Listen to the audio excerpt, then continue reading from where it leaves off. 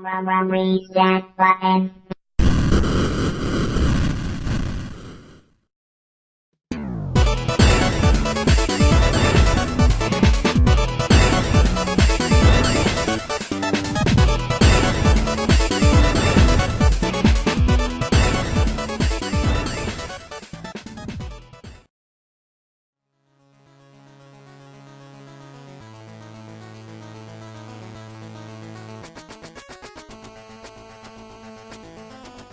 Yeah, but they need a drummer. I'm not a fucking drummer. You could be a tambourine player. You could stand beside me, and we could wear reset button merch and just plug our shit. Oh man, that would be funny. Be like, I actually need a second drummer on this. Like, ta-da, ta-da. I just like have like a triangle or something. All of it. We just raid like making music and take all their percussion section. Dude, taxes are coming, man. Let's just get all this percussion shit.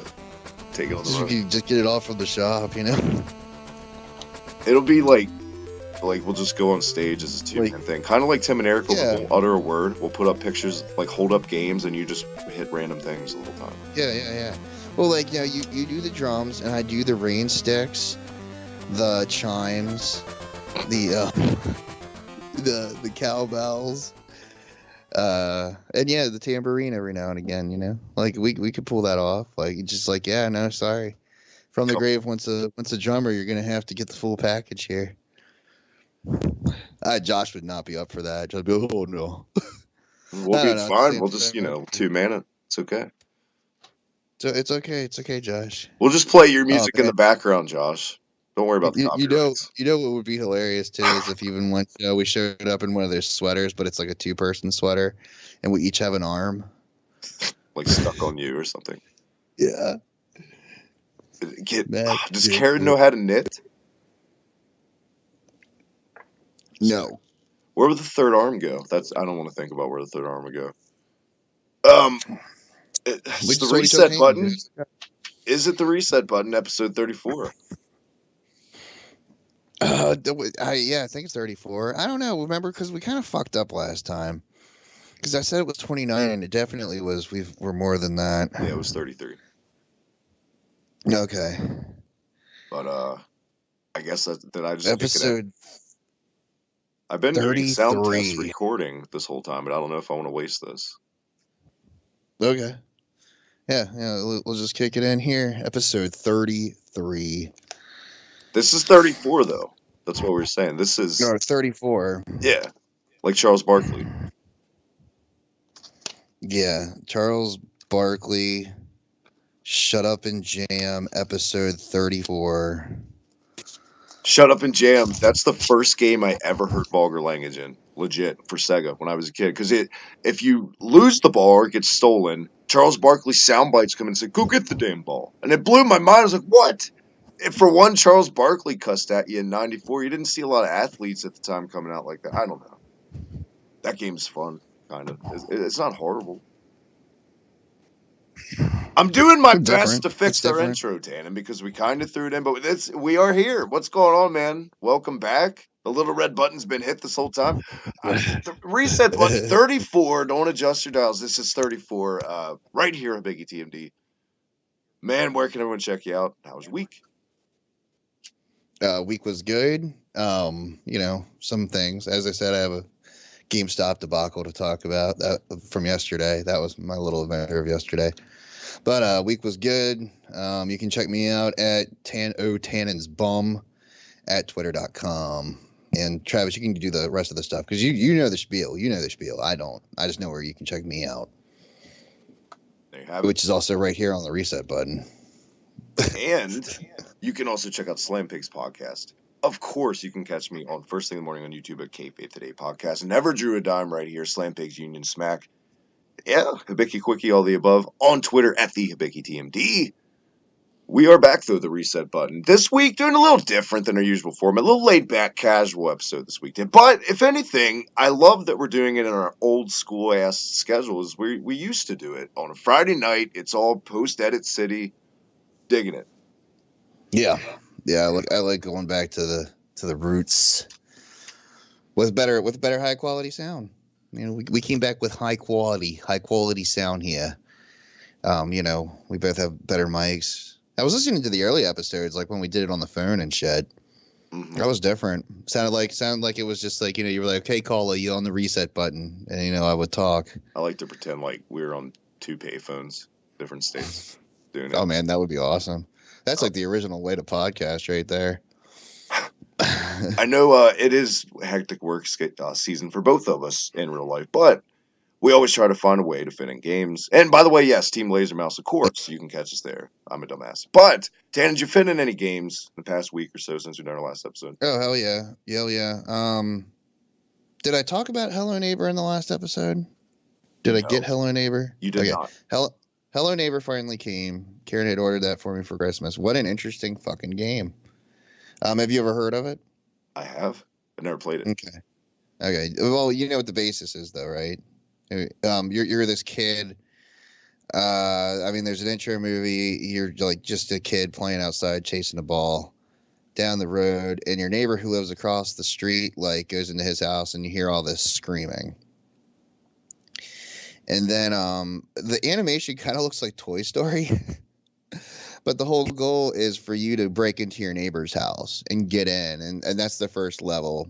The thing about it is, unless you have friendly mode on, which if you have that on makes the game a fuck of a lot easier. The neighbor will start to learn because you're thrown with nothing, no tutorial, no nothing. You chose to take. Oh, the non-friendly mode, hell yeah, because that's the more fun because the neighbor will get smarter and learn your like patterns on how you try to break into his house and shit. Did you try the kid-friendly or hand-holdy version at all? The differences in it? I wonder what that would be. No, I did admittedly, after playing it for like 4 hours, got frustrated and got online and looked up how to get a little further, because everything that I was doing just felt wrong, and it was ridiculous. The puzzles are ridiculous. But regardless, though, it is a fun game. I'd check it out, sometime. It's probably going to end up being a free game because it is one of those indie games. Yeah. But the concept's pretty cool. I mean, just the way they have the AI, like the neighbor does definitely learn your patterns and what your habits are. Like if you make a habit of trying to do a certain thing on his property, then he sets traps around it and stuff. So, it is kind of scary in a way, like, because it's just so intense, especially if you get a little further, because you're like, oh my God, there he is. And it starts playing like this kind of Jaws-like music if he's coming after you or has spotted you. So that means you either got to run and try to hide somewhere or just like run across the street onto your property. It gets your palms sweaty. It gets your heart racing. Yeah. In a way. But I played that, and I also did pick up, which I haven't gotten a chance to play yet. That's my GameStop story, though. But I did pick up the BioShock collection yesterday. So really looking forward to playing that. I've been wanting to replay those games, and it's all revamped. I did watch the intro to the first one, and it does look really beautiful. Like they really did improve it. So, and it was $20, brand new. Yeah, it's a hell of a deal. I know lots of people that played it. Shout out to our buddy Broski, who might have been a guest tonight, but we'll reschedule that. But he just literally beat all three of these in succession. He said he was like a machine. He just picked it up too. So, cool. What was your favorite, you think, of that series back in the day? I really liked the first one a lot. And the thing is like I liked the first one, then I got the second one, and I didn't like the second one as much as the first one, and then I got Infinite, and Infinite blew my fucking mind. So I really do think, and oddly enough, a lot of people will say the first one, a lot of people would argue this, but if I was to like do it in the order that I like them, I would say Infinite, the first one, and then BioShock 2. I'm not saying that, huh? Oh, sorry, go ahead. Oh, just not saying that I didn't like BioShock 2. It just wasn't my favorite in the series. I think a lot of what made BioShock great, obviously, was its narrative and all that too, the creepiness aspect. I think 2 relied more, kind of piggybacked off 1. Like Infinite was its own thing. It was amazing. I mean, in a way, it was its own thing. It was just on a bigger scale. It was just. But yeah, I agree. I totally agree. But I was going to say, Tannen, something that did happen. I feel like we do got to talk about it because this ghetto-ass Proton Pack, as we've come to see Nintendo's come out with this week. I don't know. I mean, it looks, everything, see, for me, I'm not a die-hard Nintendo fanboy, but I will give them credit. Every time they come out with some weird fucking Wii name or something zany, it does catch my eye. It's head turning, and I take notice. As what that's what they want, right? But they did this week with the Labo. Is that what it's called, Dan? The Labo. I'm sorry, you're intriguing me now too. You have not seen this. I'm looking at it right now. Labo kits. What the fuck is this thing? Yeah, essentially, What the hell is it's this? Nintendo's attempt at their take on VR.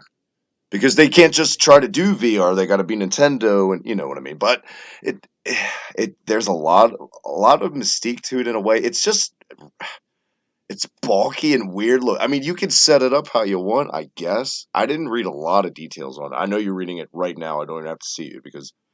Hmm. What do you think initially? This is the first look you've had at it, right here on the spot. What's your first initial thought on just the appearance? I'm kind of lost. Uh, First off, I'm reading this article. This is the first thing that popped up is what every parent should know about Nintendo Labo. This was written today, actually. It's a brand new article. Um, the line of custom made cardboard contraptions for the Nintendo Switch. What the fuck? I'm really lost. Like, I mean, this might be an innovative thing, but yeah, I'm looking at some of these. There's a motorbike. There's a house. You know what this reminds The me of, house Travis, is the one honestly? that's like, Christ, it's so. Well, there's also a keyboard, a piano, a fishing rod. You know what this reminds me of? Remember when the Wii came out and then Nintendo started selling those cheap ass rackets and baseball bats? It's the stuff that you really didn't need to play Wii Sports with. This is what it reminds me of, but even cheaper. Is the Rollin' Rocker had more effort put into its construction than this? Mm-hmm. No, it's definitely better than a Rollin' Rocker. I think maybe, and yes, the peripherals for like Link's crossbow training and that kind of shit. I don't know. It's people are already starting to 3D print these things and counterfeit them. Say everyone has a different opinion on Nintendo, and I think a biggest thing that always leads to their success, they always find a way to sneak through the cracks. Not of late because the Switch is killing it, but they always find a way to leave enough mystique / buzz that because of the positive history they have based on, so many things they started, what is it, tandem with Nintendo that no matter what they put out at the end of the day, from those shitty peripherals like you brought up to the piano for the NES to everything, what keeps them afloat? I don't even know where I'm going. Okay, no. I already know what's kept Nintendo afloat. I mean, like how many times has it been saved by its own franchises? I mean, Nintendo is the Walt Disney of gaming.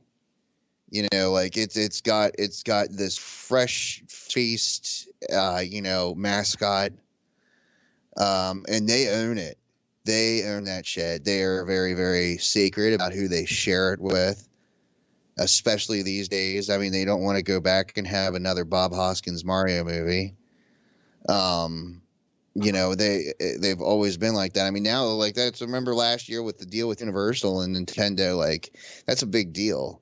I think really though is their franchises definitely have saved them and the fan bases with those franchises. I mean, there's if you want to play a Kirby game, you want to play a Zelda game, you want to play a Mario game, you have to get a Nintendo system. For anyone that was like Tana and not going in this blind, essentially, what they have here on Nintendo's actual site, I don't know if this is what you're reading. They have down start with a piece of cardboard, build a 13-key piano, a fishing pole, even a motorbike. Add your Nintendo Switch console to power it up, and hold a recital, catch a fish, win a race. With Nintendo Labo, building is just as much fun as playing. Have fun discovering how it all works. You might even invent new ways to play with each Toy-Con creation. So this is just it's like a Lego peripheral. Like it'll just Mm-hmm. Yeah. It definitely is. And like, well, they're also saying they're trying to encourage people to come up and make their own Labo kits. Launching on 420. I want to put that out there, by the way, at $70. 420 being April 20th, for anyone not in the know. Mm-hmm. $70 for some cardboard. See, a lot of people that's gonna for some cardboard. Well, it looks like it's got some wire peripherals and stuff that comes with it, though, to, it looks like it could be like an interesting project, like, to do with your Different kid. kits. Different kits. I see Yeah. variety kit, the robot kit. This is like a fun kind of, I mean, for people who have kids, this looks like it's something that would be really fun. It's getting them active. Say what you want. It's getting their asses off of their tablets and some blood flow into their legs. And by the way, if you want to be a robot, that's $80. That's not 70. Yeah. It's that's definitely what this is, though. Yeah, once again, like I even looked at it and scratched my head on it, but I can see where this would work, especially if you were a grown up that had a kid and you wanted to do something with your kid. Hey, let's build something that will work in the we can work together and build something.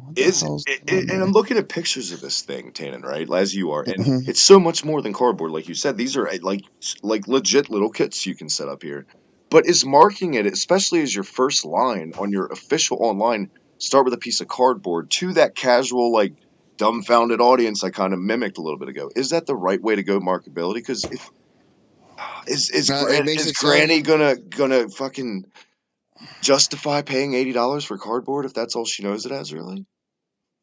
Granny's gonna look at the packaging. Now, you know what? No, just scratch it. Granny's gonna listen to what her kids or grandkids say. That's what Granny listens to. What about mommy or daddy? Same goes for mommy and daddy. Because mommy and daddy is our generation, so yeah, that's kind of answering my question. Yeah, and the thing is like we'd realize that grandma, though, on the other hand, she's gonna listen to the kids.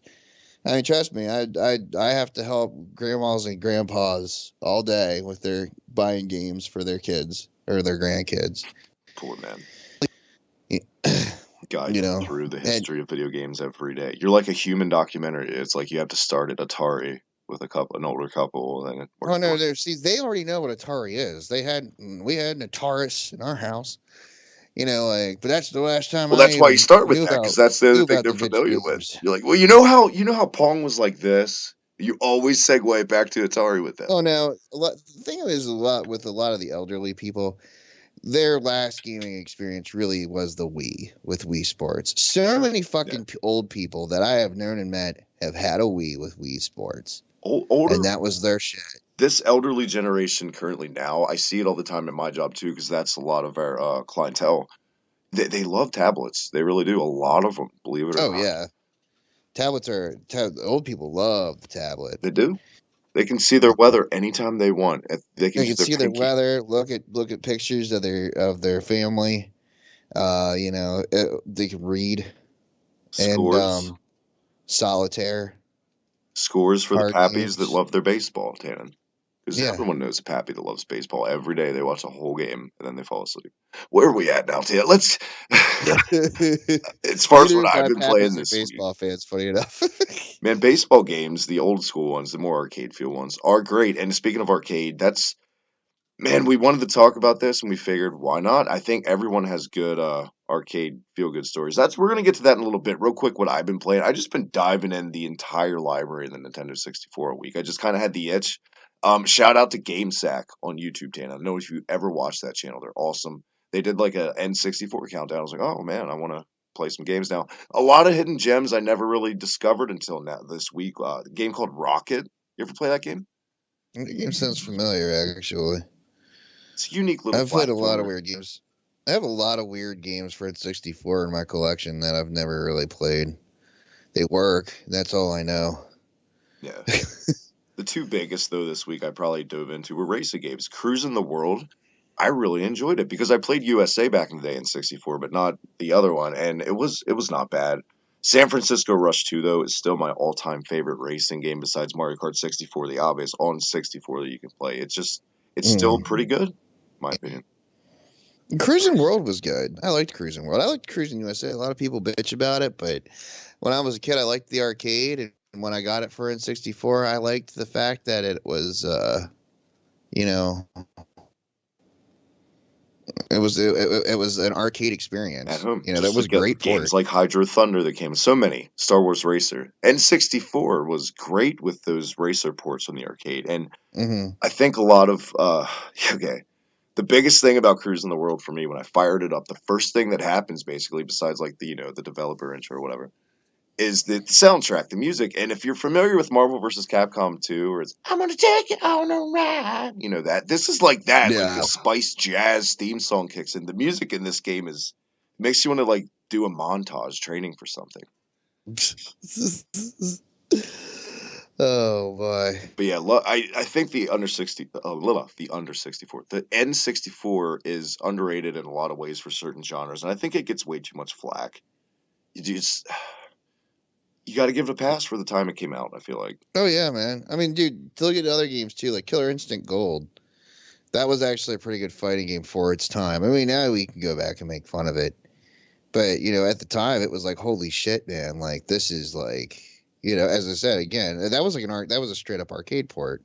That was fucking awesome. Mortal Kombat Trilogy. Dude, that was great too, because that's got to be the biggest character roster I've ever seen in a Mortal Kombat game, even to today's standards. Armageddon, but that was years later. Yeah, and that was purposely marketed as every fighter in the history of the franchise for it. Yeah, so it was supposed to be the last, but yeah, man, I love Trilogy on the 64. It's my preferred version. Mortal Kombat 4 isn't bad on the 64 at all. I mean, it hasn't aged well, but for its time, I had a lot of fun with that.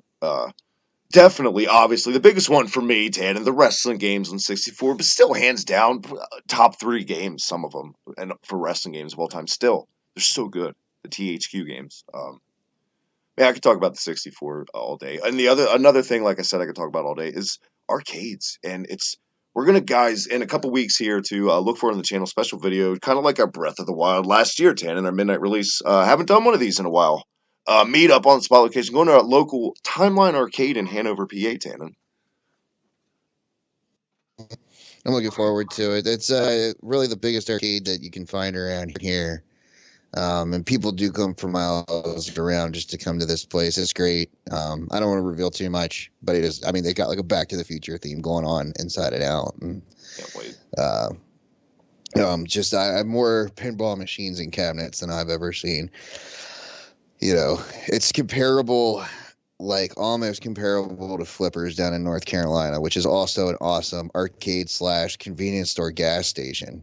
But they boast that they have pinball tournaments once a year, and people come from miles around too. And for anyone that's ever gone to one of those competitive pinball tournaments, it's amazing how they set up the projector screen above the table of the person playing so everyone can see it. And when they're all lined up like that, it's unreal. Those things are awesome. So much is awesome about art. I feel like I'm going to say the word awesome so many times, so I'm going to hold back, because when I think of arcades, I think of awesome, because some of my favorite memories, not just in gaming, but in my life as a youth, hanging out with guys like you at the mall in our teens, at the arcade in the mall, stuff like that. Not even about the games, just that feel, that seedy fucking what the arcades came from in the beginning through, the total seediness, by the way. Arcades in the 80s were not any place I would want my children at all by themselves. And dude, we went there by ourselves all the fucking time. Like if I went shopping with my mom, I'll never forget. I was probably about 7 or 8. I was 8 when I just bothered the shit out of my mom at the mall so much, and she gave me $5 and said, "Go to the arcade." And it was wonderful. Like, I'm a really? Like, I could have $5 to go to the arcade with. In this arcade. So that way I stop fucking bitching. In this arcade, Tan and I are talking about, it had the fucking, like, 4-screen X-Men beat-em-up game at one point, I remember.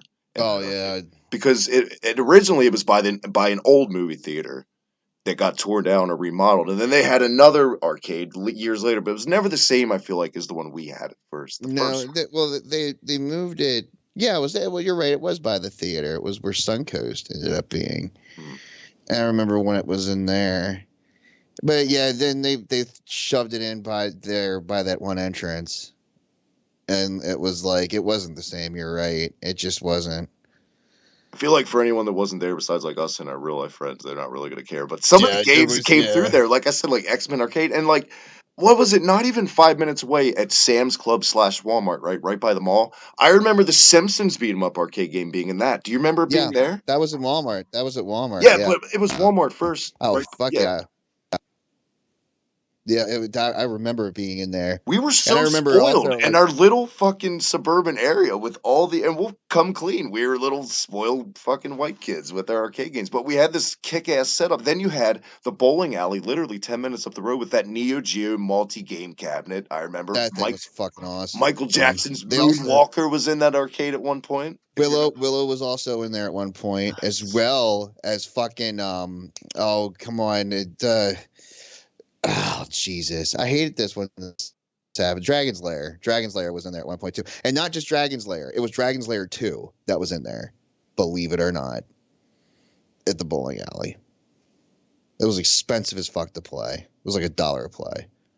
Growing up in your household, did your family ever at one point have like a pinball machine or anything like that? My grandparents, and they still have it, have a pinball machine. It's like one of the first ones ever manufactured. It's a nickel a play. And I mean, it's straight up spring fucking. I mean, like when I was a kid, they had it down in their basement. And they had a bunch of shit on it, and we were all playing down there one day, and I found it. I mean, just by taking this shit off around, I was like, "That's a pinball machine." And my grandfather was like, "It doesn't work, but you could try to make it work." And I shocked the shit out of myself. I mean, this thing was probably from like 1952, and I shocked the shit out of myself trying to fix it. I got it working. And man, we played the shit out of that thing. It was awesome. It was like this under the sea theme to it. But it was really simple at the same time. I mean, other than like the lights that were behind just a basic painting. That was it. The Dwyers, they had a really kick-ass one. I don't remember what it was called. I just remember this big Satan-y looking guy in like the background on the head of it holding this naked chick, and it was like the most badass pinball machine I've ever seen in my life. I remember that. And then they would just put it out in their dad's office years later, right, when we actually would hang out there as older. Yeah. I remember that.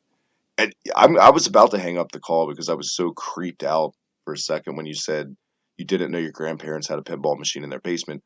That's fucking happened to me too. That's why I was like, what? But I didn't know that my grandfather and my grandparents and stuff, they had one in their basement. I found it. It was the theme. It was like this wood grainy.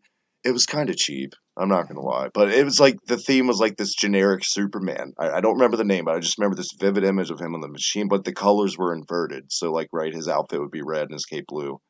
It wasn't a very good machine. I can see why they kept it. What was it per play? Do you remember what the It play was free charge was play. on it? It was free play. I don't even think there was a It slot didn't to even put in have a quarters. slot. It Oh, looks like okay. probably one of their buddies back in the 50s or 60s made it for him. Like, here you go. I don't know. There wasn't even a fucking. But yeah, it was more better than nothing, I guess, to have as a kid to have there. Yeah, I mean, I always thought it was awesome if I go to a friend's house. I had a friend of mine.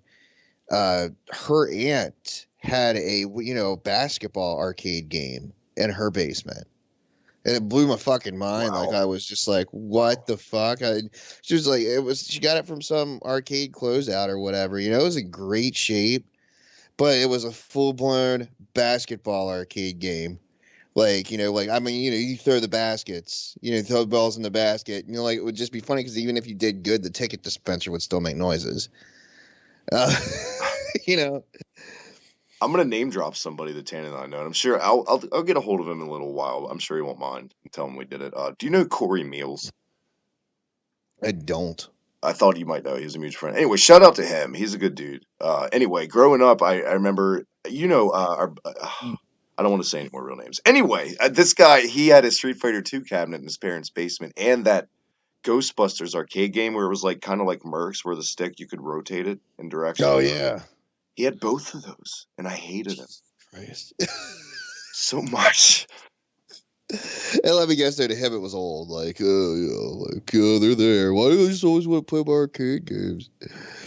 At least for me, there was different when I would go to arcades, and that's just comes with getting older. But there were phases what I would be my go-to games. As a youth, I was drawn more to like the beat 'em ups, but definitely when I got older, it was always fighting games and arcades, and the occasional racing and shooter, of course, like T2. I was about to say rail shooters really became rail my shooters. thing. Yes. After a while. All of it, really. I'm just saying my favorites. I love it all in there. Yeah, House of the Dead 2. And it was kind of a jerk thing to do, but like, if I had the extra money, I would actually put the extra coin in so that way I could double gun it. Nobody else could come up and play with me because I had both guns. Oh man, I was so kick ass at it too. It was awesome. That's some of the best experiences in an arcade is a racing game, because it's just like it's a car set up most of the time. How the cabinets set up these extravagant concoctions that just blow your mind thinking about it. Where games of how they evolve and stuff and where they start. Games like Outrun, my god, I love that game. Star Wars Episode 1 Racer, just how it's like you're actually steering the pod. It's tremendous. And Dan, what are some of your favorite racers in the arcades? Oh, some of my favorite well, Cruising USA was one of them, most definitely, back in the day. San Francisco Rush was another one that I liked to play a lot. And funny enough, and a lot of people are like, it always turns them off because of the way that the camera was. But off-road, I fucking loved off-road. Oh, yeah. I thought it was badass, man. Like, because like you weren't in the car, so like you really had to like be aware of how you were turning the steering wheel. I loved it, but nobody I knew liked that game at all. Like, it wasn't one of my favorites, but I didn't hate it. Like, I enjoyed it. Spy Hunter, I would consider a racing game, honestly. Yeah. With a tiny little screen that's really thick. Yeah. I used to play the shit out of that at Ames. The Ames had a Spy Hunter cabinet. For years, I loved that thing. For years. Yeah. Man, yeah, I don't know. Like, as far as my modern day, my favorite racer game now, though, at the arcade would be the Batman Racer. I love that game. Like, the Batman Racer is awesome. Have you ever played that? I've not. I've yet to play that. It's just, you're Batman in the Batmobile, and it's a racer, and you're like racing villains and stuff, and it's just like a race against time, and you're blowing shit up though at the same time too, and every level's a different villain. That one I really do enjoy. Sounds fun. Another one people like either love or hate just based on, I guess, how you're built. Super Hang On. I enjoyed that a lot as a kid, and most of the time I would just play on it, not even playing the game. You could just fucking. Oh yeah, because that's what. If you ever see anything with it, you're talking. That was a motorcycle game, wasn't it? Yeah, and you could just lean. Yeah. It was a fucking motorcycle, just right there. It was a motorcycle. You ride on it. I love it whenever I go. Like, the movie theater still has them, and you could never play because there's always some kid that's just on it, not even playing, but I'll throw up some footage right now for everyone to see on the episode. The latest experience I have filming of myself. Okay, right here is a local movie theater playing some Turtles in Time. This is like 2 years ago. It's the last time I really got down and put a lot of quarters into an arcade. Oh yeah, that was at Ledersburg, wasn't it? Well, I wasn't going to say, but yeah, it was. Yeah, why not? Just say it. It's Ledersburg Theater. Difference about Turtles in Time in the arcade. It's good, but they have that difficulty cranked all the way up, Jack. Don't kid yourself. Baxter Stockman kicked my ass way more than he ever would on hard mode on SNES any day. Oh, they crank it up, and also it's missing levels. The Super Nintendo version did have more levels. Was Slash in the arcade? Because I didn't get that far, obviously, because it's so goddamn hard. No, I think with the level that had Slash in it, actually, you end up fighting like cowboys or dinosaurs. No, it's not Slash though. You're back. They have the dinosaur level, but Slash it's Toka, I think, is what they ended up making. Because then there's no Technogerm level where you fight Toka and Raja, and it would just always baffle me as to why.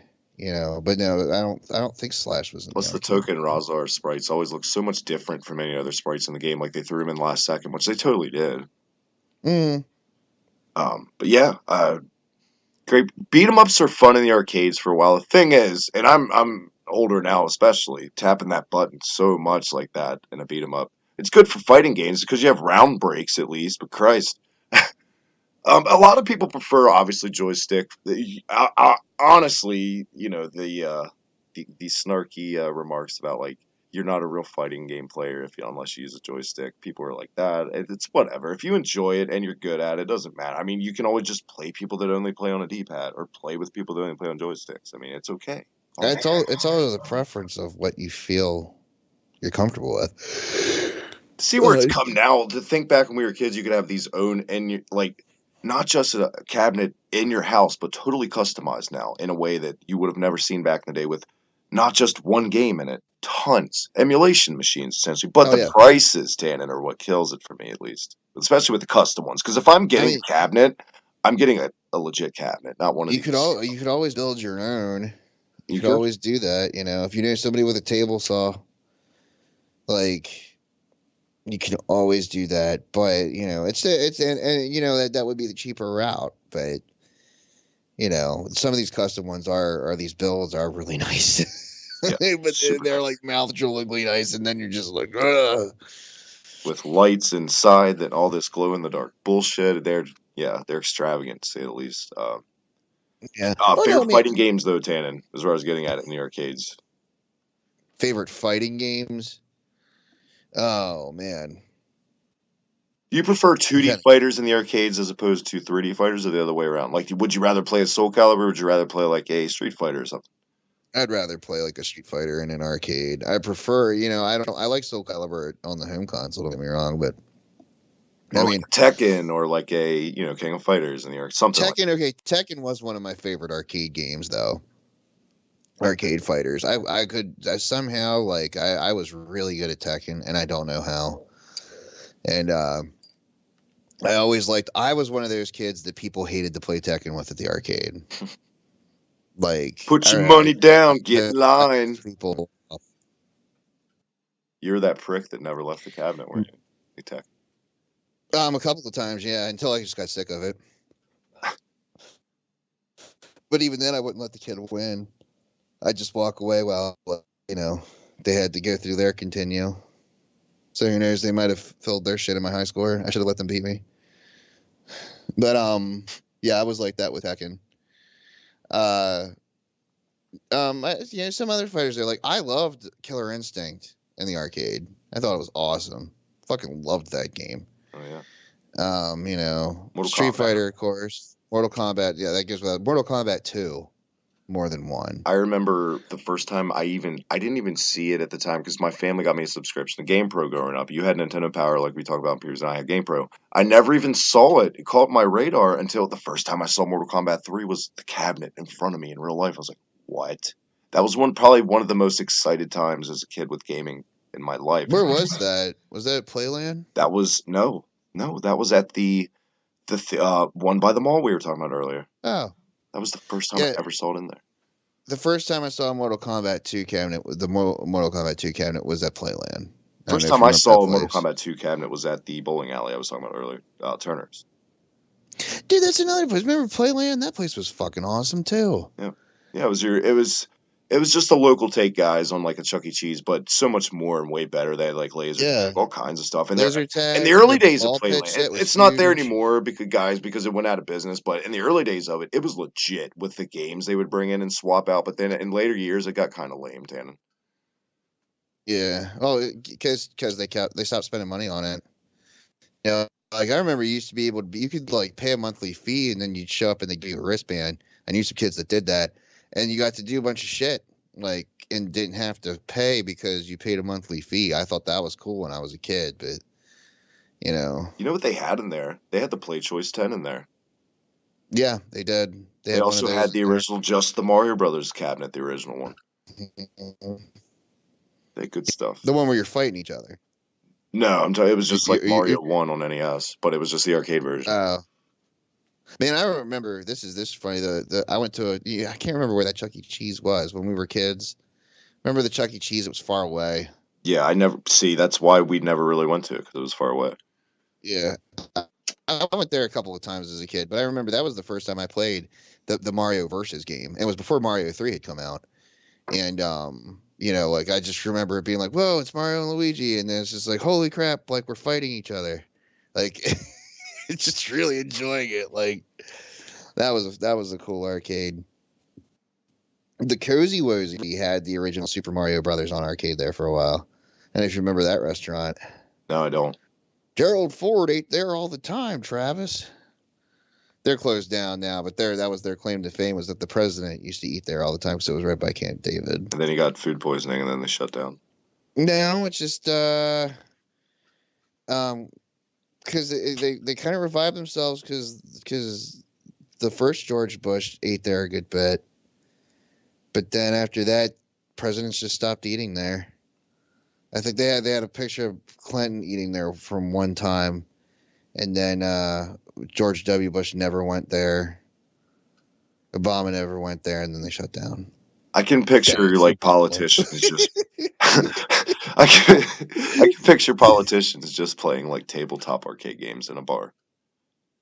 And I was going to say that's there was even arcades were so popular at the time they even took a chance with the adult demographic and had those. And I think they were a success because it was such brilliance. Intoxicated people were going to keep pumping money into anything like that. I feel like. Yeah, oh, dude, and they still work really well. And they're still Honestly, there. if I was to open up my own business, it would definitely be a barcade. Oh hell yeah. Yeah, and I've been to some nice barcades. We went to one down in New Orleans. It was called Barcadia. That had the Mario Kart arcade, which is awesome. Wasn't it Hershey Park? I don't know. Too. Hershey Park did have it too, but the first time that we played it was at this place. It was called Barcadia. Yeah,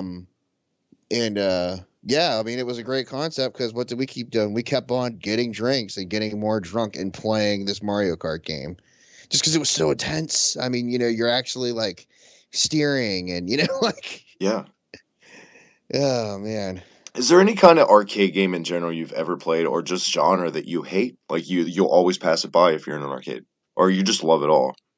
It used to be football arcade games. I would definitely pass up. Throw the football into the little hole? On our no. I'm talking about actual cabinet. Oh, okay. Football. Like NFL Blitz or something. Yeah.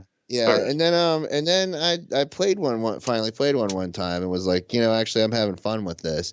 It kind of puts a different concept, but it does seem like it takes you forever. If you're not in a mood to play football, don't play the football. Well, and sports games are kind of the fucking because they make you pay for more time and quarters and stuff. Yeah, exactly. Games though that I pass up like Cabela's hunting a lot in the arcade. Like if I see a hunting game, I won't really play it. Same. Those are the ones I never actually. I don't know. I mean, there's other gun games I'd rather go kill zombies than just a fucking deer. Yeah. I don't feel like those games are meant for guys like with our taste though. So that. No, I think it's meant for guys that hunt and then they went to the bar and Cabela's is there and they're gonna get a big old raw bloody burger. I like big old raw bloody burgers though, Yeah, I do. But we don't eat it with our bare hands and decked out in full camo at a restaurant. Well, I know when I wear my bare hands, I don't touch any food because I want my bare hands to be clean. That sounded disturbingly erotic. And I just want to say another arcade experience that we've also seen are simulators like roller coaster simulators, stuff like that. With I've been on ones with actual wind effects, and I think you've been on that one too. Is at the one bowling alley. Another one, the like nightclubby one, like the nightclub bowling alley with leather seats at the lanes. Yeah, that actually existed, but I think they tore it down, right? No, it's still there. 710. Yeah, they're like doing like unlimited bowling and shit now. Like they're finally like waking up to the fact that their shit was really expensive. I should probably know that. That's right by the exit by my house. So. Yeah, and there's still a bar in there now. Their drinks and food that's still expensive, but like they do have like their good deal bowling nights. But yeah, that's where I got on the roller coaster simulator too, and that was fun. But there's a really expensive. Like I think it was like $5 for a 3-minute ride. And the game of bowling is like $10 or something a game, probably more. Per game. Oh yeah, it's definitely more. But yeah, it was a good ride. It had a lot of effects, but definitely not worth the price. Yeah, no, not at all. I mean, I can just like go hit up one of my friends with a pickup truck and sit in the back and be like, okay, drive around. And I'll still go fast and then slow. Or like you could just go to like a theme park. I mean, it's wintertime. They're shut down. To get in. If you actually look them up, sometimes on the right days, theme parks open up. That's the best time to go when the roller coasters are all icy and unsafe, in my opinion. Well, they don't run them if they're icy and unsafe. You don't know that. If you live in Florida, you can go hit up Disney World or Universal. Well, I don't Actually, live in Florida, so that doesn't. well, also don't hit them up for their roller coasters. No, I'm good. There's parks are great for their like movie theme ones. I feel like, but their roller coasters are fucking lame. They do not know how to do roller coasters in Florida.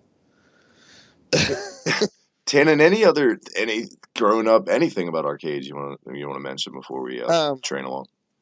Well, no. Speaking of theme parks, like like whenever I go to like Hershey Park or King's Dominion or any theme park, really, there's always an arcade at those too, and I always hit it up every time. Sometimes I'll spend more time in the arcade than what I will anywhere else in a theme park, which is kind of weird. I'm spending more. I paid money to get in, and I'm going to spend more money to hang out at their arcade. But I don't know. Hershey's got 2 different arcades. That's pretty kick ass, and they both have different shit. One of them has like pretty more retro decent stuff in size their each arcade. one of them too, not just 2 little piddly ones in a pizza shop. Yeah, I will admit though, like when we went the last time, like we went to the retro. I was in the retro one, and they really need to maintenance their shit or make sure the kids aren't abusing the fuck out of their machines. Like there was just so many that were out of order. Well, like the whack-a-moles are all fucked up. I was like, oh my god. Not the whack-a-moles, but like I'm talking like the vintage arcades in general, like 1942 was broken down. They had like 3 Galagos that were just the corner of the place I called the fucking cabinet graveyard. Well, like you little could go kids back there, like none of them were fucked up the machines, is what you're saying? No, people fuck up arcade machines. That's just what they do. I just pictured a group of little kids just kicking a 1942 machine because it's old and the graphics suck, and that breaks my heart. Well, that could have happened, This is too hard. Fuck this game. I don't know. That's what I liked about the retro one, though, too. You didn't have to wait very much. The only, when you had to wait when another adult was playing. Wait your turn. Step up. Usually in a fighter or like a Dance Dance Revolution arcade game or any of those. When I went to Dave & Buster's and I wanted to play the Star Wars Battle Pod, it got to a point I almost like ripped a kid out of the thing because I just kept getting butted in front of and shit. Finally, this one mother noticed how many times I had gotten butted in front of it. She was like, "Oh, buddy, hey, I think this man's waiting to play." And I was like, "Oh my god, thank you so much!" Like, got in, like all happy, like. Did you thank her so much? Oh, dude, I thanked her. Yeah, I'm like, "Oh my god, like I've been standing here for like 20 minutes." She's like, "I know," like. Oh my god. I'm just like, "Oh shit, lady, thank you." Because I'm not gonna tell a kid, hey, it's my turn, you little bitch. Like, like I'm looking around, like, "Will some mom say something?" Oh man. I will say last thing for me on the arcade stuff. I'm trying to keep a straight face and I'm just picturing the mom. Favorite non-standard arcade game for me is skee ball or hoop shooter. By the way, you realize the mom was like my age, she's like a 30-year-old. Well, you voiced her like she was 62 or 60. Well, she still had the mom voice. Anyway, what was your question? Oh, I'm just saying, skee ball and hoop shooter are probably my 2 favorite standard cabinet games. Yeah. I'm not a big fan of hoop shoot because I'm not that great at it. But skee ball, fuck yeah, I will play the shit out of some skee ball. I don't like, surprisingly, because I'm a baseball mark. I don't like the baseball game ones a lot. I think they're inaccurate. Yeah. Yeah, no, there was when we lived in Florida, there was this place called Rocky's Replay, and it was a barcade, and it was definitely for adults. You could smoke inside this motherfucker.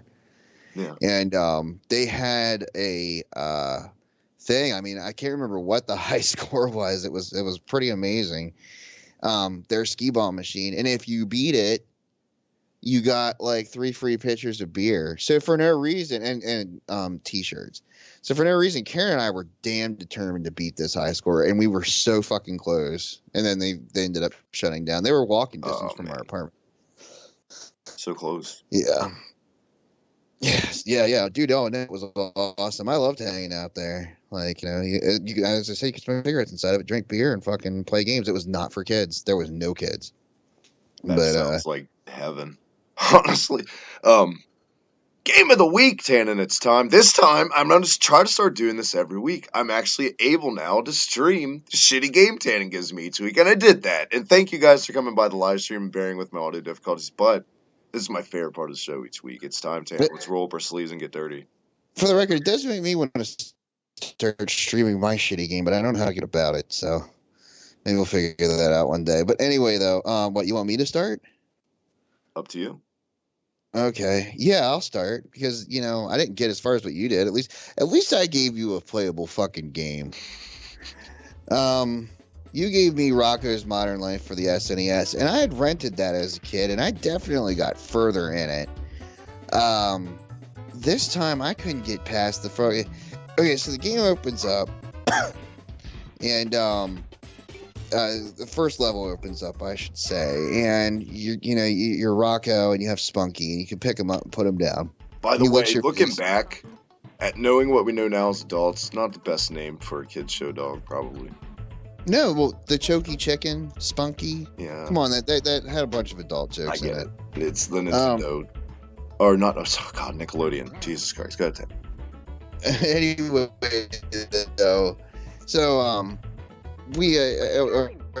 so I'm trying to play this game, and the level opens up. You pick up Spunky, and you have to pick him up and move him, out of dangers, while also not getting yourself hurt. And this fucking dumbass dog keeps walking into this pond, and then he drowns, and I can't get him out. He keeps killing himself. This went on for an hour before I finally gave up. I remember when I was a kid, I would rent this. I loved it, and I actually liked this game. I loved the cartoon when I was a kid. And the game, I was pretty entertained by it whenever I would rent it. This time as an adult. Ooh, retake that, sorry. But this time as an adult, fuck that game, and fuck that game. Like 60 minutes of just trying to get past that first part. Maybe I'm a dumbass and couldn't figure it out, but yeah, you got further in your game that I gave you, and you were so upset about it. I was looking up, before we get to that, I was looking up a little history of Rocco's Modern Life, developed by Viacom, which is odd, looking back. Not a company that really stood the test of time. And the development team on this actually had no clue about the cartoon because it wasn't really around yet. All they had to go by on their sprites, this was all from concept sketches they were given from the animator. So that's, wow. Then you had to save Spunky, which is what Rocco does in every fucking episode. Well. Hey, then they got the music right from what I remember. Even, playing this game this time, I'm pretty sure, there was music that was similar to it. It's gotta be the best feature.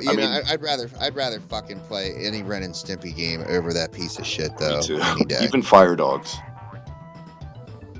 And that's not a great game. The sprite work wasn't bad, especially knowing what I know now, that they only had sketches to go off of, but the music was probably the best part of it. It wasn't great, but compared to the gameplay, it was a masterpiece. I had Beethoven second, like we said, and yeah, I streamed it. It sucks. It's as you think it would. I mean, the game could have been good, I guess. The fucking music, man. The fucking music in the game. And over and over and over again. I think the biggest problem for me is just the control. It was broken, borderline broken. A lot of the hit detection's fucked up, but I mean, you can play it. It's playable. Then they get into the mistake of the fire, where you shake the water off of. Like you mentioned, I got fired up. It's meant for you to go back every 5 seconds to the fire hydrant, and get wet, and then shake it off. You push A, and you literally shake. And you're wondering, until you get to this part, what's the fucking purpose of this? Until you get here to put out a flame, and you have to keep going back and back, and it just wasn't worth it. So I said, fuck it, I'm just going to jump over it. And I did it sometimes. I kept pulling it off. But yeah, fuck this game. And fuck you, Tannen, for giving me this game. Hey, fuck you too, buddy. What do we have for each other this week? I'm gonna give you. I'm gonna make sure you have a good time this week. I'm feeling generous this week. I'm gonna say that.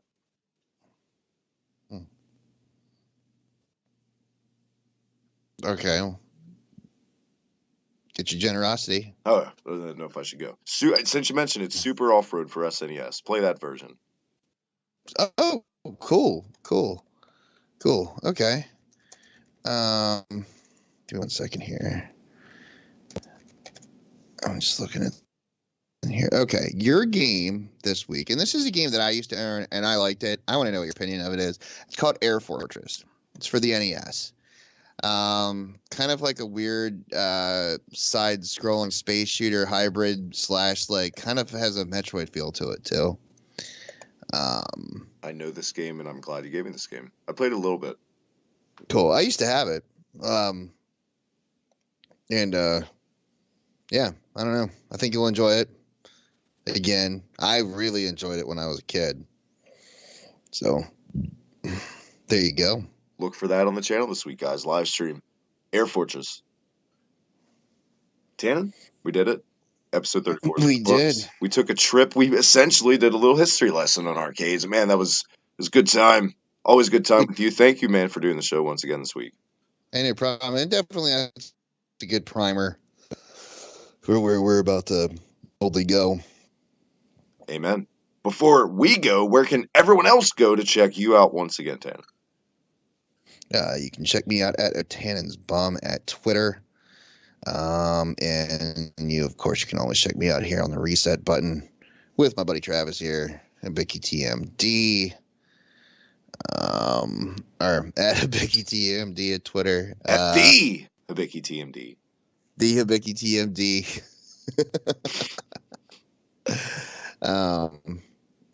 You know, all part of the Team Laser Mouse family. Also, be sure to check out Slam Pigs if you like wrestling. Why wouldn't you? Actually, yeah, I don't know. It's a funny thing. I'll have to talk to you about it though. But one of my bosses wants to get together and have like a wrestling thing, and I pushed it because he was just talking about watching old wrestling videos, and I was like, well, why don't we just like film fake wrestling? You know, like we could dress in funny costumes. I have a king size mattress that I'm not using, and it's just down in the basement. We could build a little ring around it. You know, use the microphones and stuff. I think it would be fucking hilarious, especially if we edited it well. Well, let's not put spoilers out. Of course, that sounds awesome. And another thing I'm working on, hopefully maybe our guest next week could be Broski Tannen. Maybe look for that. But him and I got a little something up our sleeves. I've been recording footage from No Mercy on Nintendo 64, and we're going to do color commentary over it. And it's going to be fun. And you're going to see everyone from the likes of Donald Trump. All kinds of people are going to appear in that, but look for that. As always, like Tannen said, follow me on Twitter at the Hibiki TMDs. Hit that subscribe right down below. Be a doll baby. Do it today. And check out the Reset Button Slam Pigs podcast. Slam Pigs Union Smack. Never Drew a Diamond. Catch me on First Thing Morning K-Faith Today podcast. That's all we got. We're spent. We're old men. Episode 34, the Reset Button. Let's hit it.